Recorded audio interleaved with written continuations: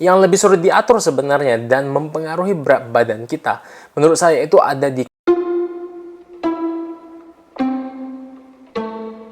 Hai semuanya, selamat datang kembali di channel The Doctor's Diet. Kembali lagi bersama saya di seri Ask the Doctor, di mana saya menjawab pertanyaan dari teman-teman semuanya dalam bentuk video. Pertanyaan hari ini datang dari Ikram Algani. Dok, mau nanya, kalau gendutnya karena keturunan, kita masih bisa turun BB nggak? Makasih, tolong jawab.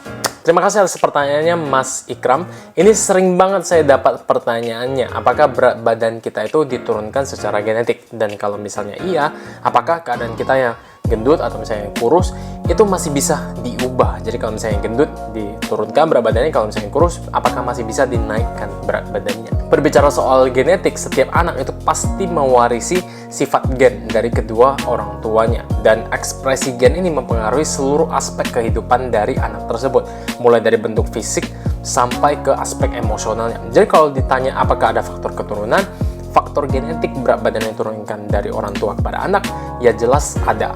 Sekarang juga sudah mulai berkembang ilmu yang mempelajari hubungan antara genetik dan nutrisi seseorang. Ilmu ini disebut sebagai nutrigenomics atau nutritional genomics. Ilmu ini masih sangat berkembang sekarang di luar negeri dan juga di Indonesia, dan sangat berpotensi itu menjadi dasar perencanaan nutrisi untuk anak cucu kita di masa depan. Jadi dari nutrigenomic ini sendiri kita bisa melihat apakah seseorang lewat ekspresi gennya itu mampu mengkonsumsi dan mencerna karbohidrat dengan baik, atau apakah seseorang itu lebih cocok melakukan latihan beban atau latihan kardio untuk menjaga berat badannya tetap ideal.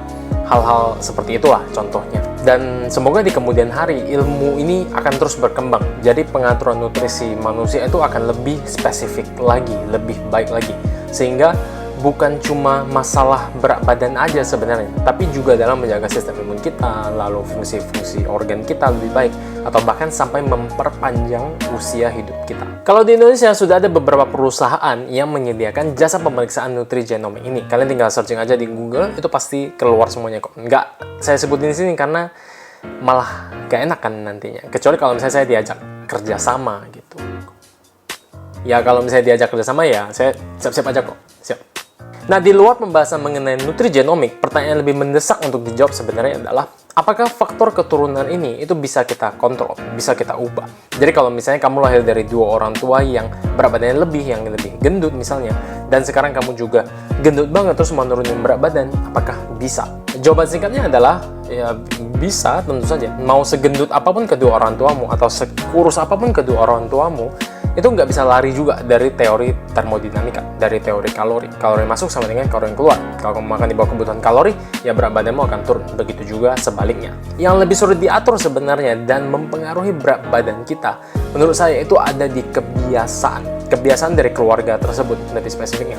Kalau orang tua kita memiliki kebiasaan makan yang buruk, maka kebiasaan makan ini juga cenderung akan diturunkan ke kita. Dan kita juga akan memiliki kebiasaan makan yang buruk. Orang tuanya misalnya seringnya makan fast food, habis itu tiap sore misalnya siapin gorengan, minumnya juga teh manis, kopi susu.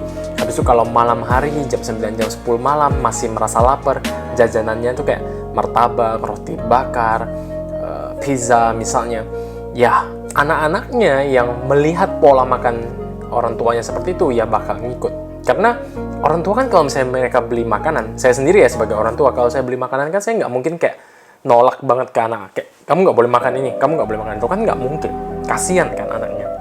Jadi ya kalau misalnya kita makannya buruk, ya anak kita akan mengikuti, biasanya seperti itu. Dan nggak cuma pas dia kecil, sampai dia dewasa juga biasanya dia akan mengikuti kebiasaan-kebiasaan tersebut.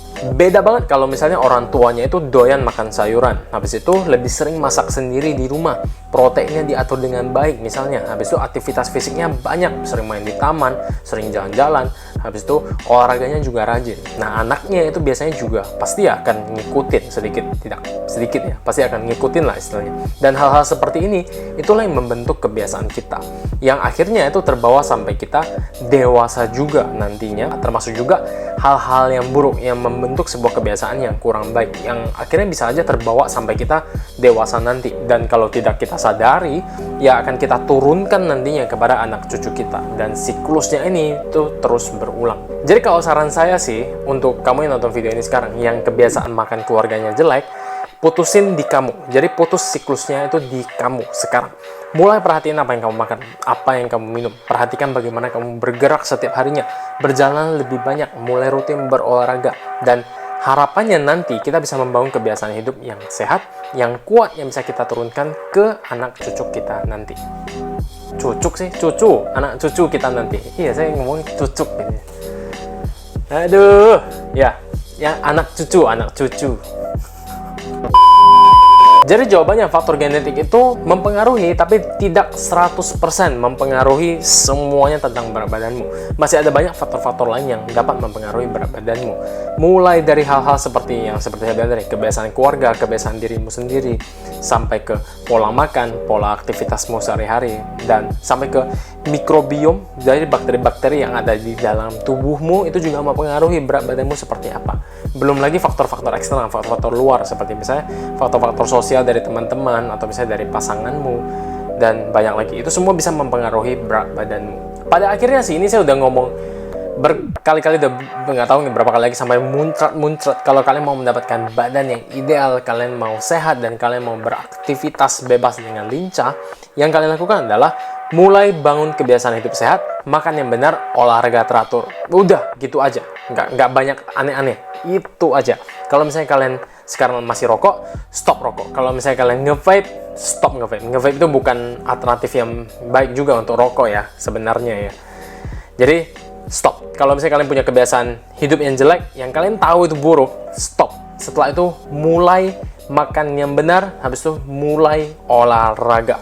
Simple kok solusinya sebenarnya, simple banget, mau atau enggak aja sebenarnya. Dan kebanyakan orang sebenarnya tuh udah tahu jawabannya, udah tahu kok kalau misalnya saya mau sehat, ya saya harus membuang kebiasaan-kebiasaan yang kurang baik, saya harus mulai mengatur pola makan saya seperti apa, setelah itu saya harus mulai berolahraga. Semua orang udah tahu, cuman mau atau enggak aja dalam melakukannya. Dan kebanyakan orang tuh mungkin pura-pura enggak lihat lah, pura-pura enggak tahu lah, atau nyari alasan macam-macam lah untuk tidak melakukan apa yang seharusnya dia lakukan.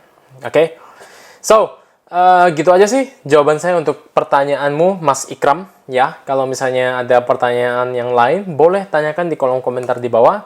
Nah, akan saya jawab di kesempatan berikutnya. Mungkin nggak dalam bentuk video ya, mungkin langsung saya balas aja di kolom komentar YouTube. Oke? See you in the next video.